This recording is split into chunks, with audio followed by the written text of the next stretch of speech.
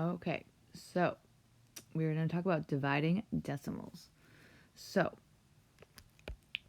the first step when we divide by decimals is that we're going to ignore the decimal point. So when we have 3 divided by 6.72, I'm going to erase my decimal point, not my 6, and pretend it's not there. So I'm really dividing 3 divided by 672. So I'm going to divide, and again, if we forget how to divide, go back to our division page or go back to the division video. We're going to divide 3 into 6. That goes in twice. Multiply and subtract. We have 0. 3 goes into 7 twice. And remember, it's very important to line up our numbers where we're dividing. So 3 times 2 is 6. Subtract, and I'll move over. So I'll move this 1 over here. So 3 goes into 12 4 times. Then I'm going to put my decimal point back in my problem and bring it straight up. So my answer should be 2.24. Okay, so let's try it again. We're going to do 8 divided by 20.08.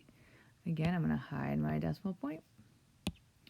And now I'm going to do 8 into 20, which is 2. Now remember, I'm going to put my 2 here and not, let me erase it, and not here.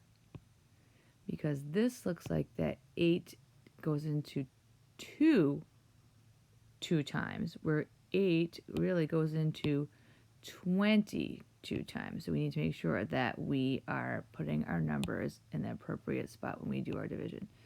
So that goes in 20, 16, 20 minus 16 is 4. I'm going to bring down the 0.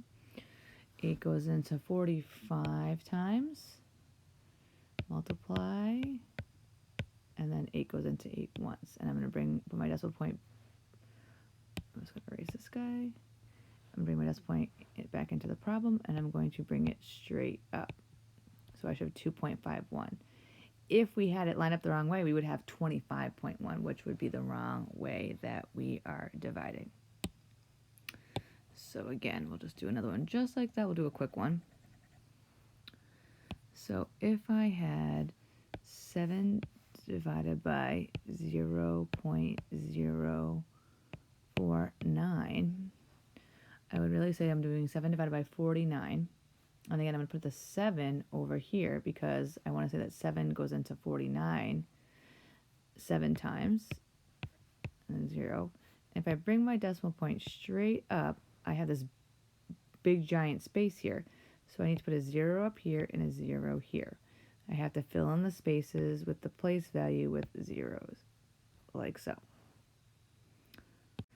Remember, dividing decimals is the same thing that we have been doing. The only thing that's different is we're going to be adding just a decimal point.